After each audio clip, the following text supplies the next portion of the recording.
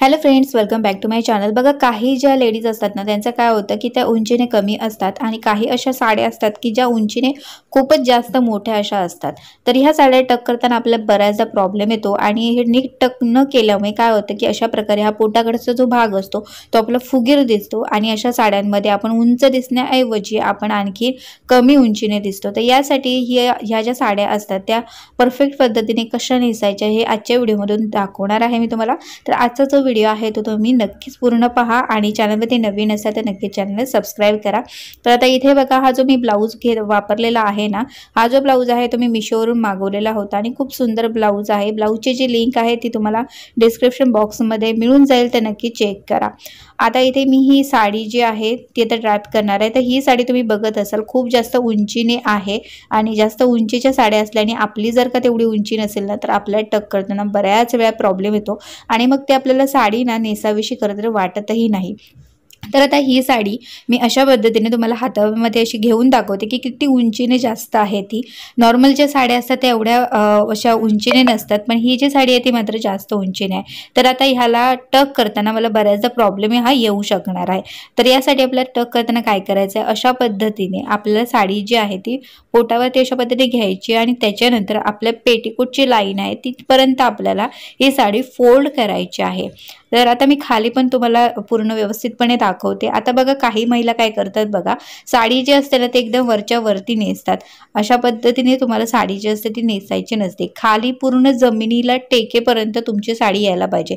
या साडीमध्ये तुम्ही जे काही सँडल वापरणार असाल किंवा कुठचंही हिल वापरणार असाल तर ती दिसता कामा नये, अशा पद्धतीनेच तुम्हाला साडी खाली पूर्ण पायापर्यंत अगदी तुम्हाला घ्यायची आहे। आता ही बघा, या पद्धतीने तुम्ही साडी नेसलात ना तर तुम्ही ज्यावेळी हिल वापरता किंवा कुठचंही चप्पल जरी वापरलं तर ते चांगलं दिसत नाही। यासाठी आपलं चप्पल किंवा जी हील आहे ती आपली दिसता कामा नये साडीमध्ये, अशा पद्धतीने आणि साडी पूर्ण जमिनीला टेकेपर्यंत तुम्हाला ही साडी जी असते ती घ्यायची असते।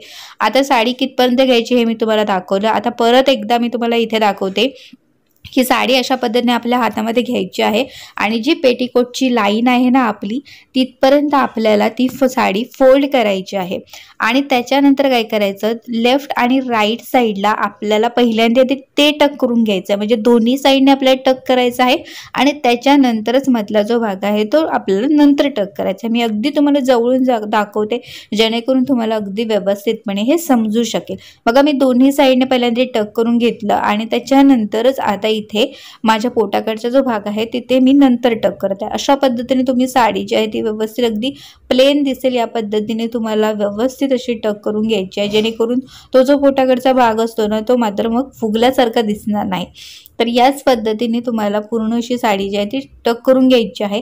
आता पाठीमागून बघा, पाठीमागून समजा तुम्हाला जमत नसेल तरीही मी तुम्हाला सांगते, फोल्ड करता जरा येत नसेल तर काय करू शकता, पहिल्यांदा आधी तुम्हाला लेफ्ट आणि राईट साईडला टक करून घ्यायचं आहे। आणि एक गोष्ट लक्षात ठेवा, काही महिला काय करतात बघा, अशा पद्धतीने घट्ट अशी टाईट अगदी साडी त्यांना घ्यायची असते। तर टाईट ज्यावेळी तुम्ही साडी टक करता ना त्यावेळी एकदम अशी टाईट अशी घेऊ नका।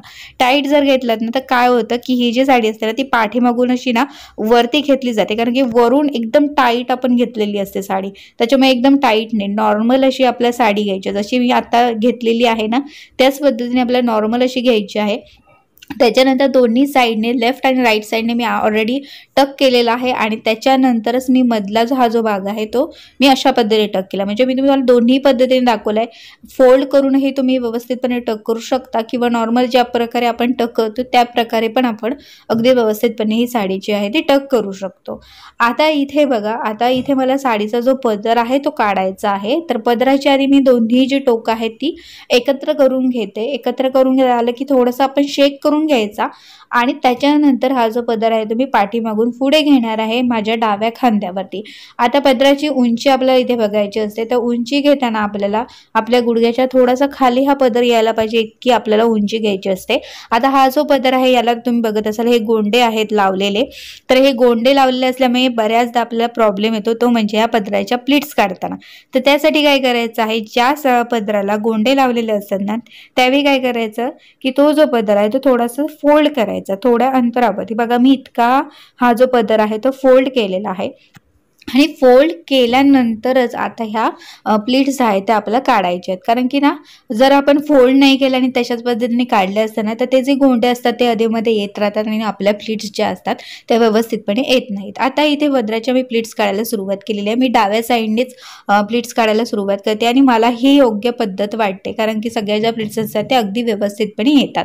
आता पहिली जी प्लीट आहे ती मी मोठी काढलेली आहे आणि बाकीच्या ज्या राहिलेल्या ज्या प्लीट आहेत त्या मी लहान काढलेल्या आहेत. इथे काय झालं की तो जो गोंडा होता ना तो माझ्या बांगडीमध्ये अडकलेला होता, तर थोडंसं तुम्ही त्याला इग्नोर करा. तर आता इथे हा आपल्या ज्या पदराच्या प्लीट्स आहेत ते झालेल्या आहेत. आता थोडंसं असं मी शेक केलं जेणेकरून आपला सगळा पदर जो आहे तो अगदी व्यवस्थितपणे राहावा. त्यानंतर हा जो पदर आहे तो मी माझ्या हनवटीखाली अशा पद्धतीने धरलेला आहे आणि एक एक जी प्लीट आहे ती मी पहिल्यांदा ती प्रेस करत चाललेली आहे. प्रेस करून नंतर ते एक एक अशी प्लीट आहे ती एकत्र करतही चाललेली आहे. तर या पद्धतीने तुम्हाला हा पदर आहे तो सेट करून घ्यायचा आहे, जेणेकरून हा जो पदर आहे तो अगदी व्यवस्थितपणे राहू शकेल. बघा तुम्ही या प्लीट्स आहेत त्या बघत असाल अगदी व्यवस्थितपणे दिसत आहे. तर आता इथे मी फोल्ड केलेला जो पदर होता तो आधी मी पहिल्यांदा व्यवस्थित असा करून घेते आणि व्यवस्थित केल्यानंतर परत एकदा मी तो प्रेस पण केलेला आहे, जेणेकरून त्याच्या प्लीट्स आहेत त्या अगदी व्यवस्थितपणे अशा राहाव्या. आता जितका आपला पदर जेवढ्या अंतराने सेट होत आहे तितका पदर आपल्याला असं फोल्ड करून बाकीचा जो राहिलेला पदर आहे तो आपल्याला सेट करून घ्यायचा आहे. किंवा काही जो पदर जो सेट झालेला असेल तो तुम्ही खांद्यावरतीही टाकू शकता आणि त्याच्यानंतर राहिलेला जो पदर आहे तो मात्र तुम्ही सेट करू शकता. तर ही पद्धत मला एकदम सोपी वाटते, त्याच्यामुळे मी ही जास्तीत जास्त पद्धत आहे ती वापरत असते. आता इथे मी बघा खांद्यावरती हा जो पदर आहे तो टाकलेला आहे आणि परत एकदा ह्या ज्या प्लीट्स आहेत त्या मी परत एकदा प्रेस करून घेत आहे, जेणेकरून त्या ज्या प्लीट्स आहेत त्या अगदी व्यवस्थितपणे राहतील. आणि ह्या प्लीट्सनं तुम्ही पिनअपही करू शकता, म्हणजे या प्लीट्सनं पिनअप केल्यामुळे काय होतं की जो पदर असतो तो सुंदर असा दिसतो. तर आता इथे मी पिनअप केलेला आहे, परत एकदा मी प्रेस करून घेते. आता आपला हा बराचसा म्हणजे अर्धा जो पदर आहे तो झालेला आहे. आता राहिलेला जो पदर आहे तो पण मला सेट करून घ्यायचा आहे, तर तो पण मी अगदी व्यवस्थितपणे सेट करून घेणार आहे. आणि ही जी साडी आहे ती अगदी जसा आपण पदर ठेवणार म्हणजे जशा प्लीट्स काढणार आहोत त्याचप्रमाणे ह्या ज्या प्लीट्स आहेत तर राहणार आहेत. आता बघा हा पदर मी इथपर्यंत असा सेट करून घेत चाललेली आहे. आणि साडी ड्रॅपिंगच्या बाबतीत बऱ्याच अशा ट्रिक्स अँड म्हणजे हॅक्स वगैरे मी दाखवलेले आहेत, तर ते व्हिडिओज पण तुम्ही पहा आणि शॉर्ट्स व्हिडिओज पण मी शेअर करत असते, त्याच्यामुळे शॉर्ट व्हिडिओ पाहू शकता, कारण की शॉर्ट्स व्हिडिओमध्ये तेवढ्याच गोष्टी ज्या टॉपिकवरती असतात ते जे टॉपिकवरती जे साडीविषयी असतात तर ते क्लिअर केलेले असतात, त्याच्यामुळे शॉर्ट्स व्हिडिओ पण तुम्ही पाहू शकता. आता इथे आपला पदर जो आहे तो रेडी झालेला आहे. आता पदराला हा मी पिनअप करणार आहे. पदराला ज्यावेळी आपण पिनअप करतो त्यावेळी खांद्याच्या थोडंसं पाठीमागे आपल्याला हा पिनअप आहे तो करायचा असतो. अगदी खांद्यावरती पिनअप करू नका, नाही तर अगदी खांद्यावरती पिनअप केल्यामुळे काय होतं की पदर जो असतो ना तो खाली वाकलात ना, थोडंसं जरी खाली वाकलात तरी तो पदर असतो तो पुढे असा येतो. तर यासाठी मी तुम्हाला सांगेन की खांद्याच्या थोडंसं पाठीमागे पिनअप करा. तर बघा अशा प्रकारे मी हा पिनअप आहे तो केलेला आहे खांद्याच्या थोडंसं पाठीमागे. आता हा आपला पिनअप करून झालेला आहे आणि त्याच्यानंतर आता इथे समोरच्या ह्या ज्या प्लीट्स आहेत आपल्या पदराच्या त्या पण आपल्याला व्यवस्थितपणे सेट करून घ्यायच्या आहेत, म्हणजे त्या व्यवस्थित आपण प्रेस करून घेतल्या ना तर ते सगळ्या ज्या प्लीट्स असतात ना त्या खूप सुंदर अशा दिसतात. तर यासाठी तुम्हाला एक एक अशी प्लीट जी आहे ती प्रेस करत न्यायची आहे आणि त्याच्यानंतरच आपल्याला हा जो पदर आहे तो समोर व्यवस्थित असा घ्यायचा आहे. बघा मी सगळ्या प्लीट्स आहेत त्या अगदी हाताने प्रेस करत आहे, पण तरी पण त्या अगदी सुंदररित्या दिसत आहेत. आता हा जो काठ आहे आपला बघा आता साईड फिटिंग आपल्याला करायची आहे, म्हणजे जी आपली कमरेची फिटिंग म्हणतो ती करायची आहे. तर सोपी पद्धत मी तुम्हाला इथे दाखवते. बघा मी बेली बटनच्या इथेच एक एक अशी प्लीट काढत चाललेली आहे, जास्त अशी लांब लांब प्लीट पण काढलेली नाही, एकदम जवळच्या जेव्हा प्लीट काढली. आणि आता इथे मी पिनअप करणार आहे. ह्या पिनमध्ये ना मी एक कागद ठेवलेला आहे आणि कागद त्यामध्ये घातला आहे. जाडसर जो कागद असतो तोच वापरायचा इथे आणि तो पिनामध्ये त्या घालायचा आणि त्याच्यानंतरच पिनअप तुम्हाला करायचा आहे, कारण की काय होतं की सेफ्टी पिनमुळे आपली जी साडी असते ना त्यामध्ये सेफ्टी पिन अडकतो आणि साडी खराब होण्याची शक्यता असते. तर यासाठी तुम्ही ही ट्रिक वापरू शकता.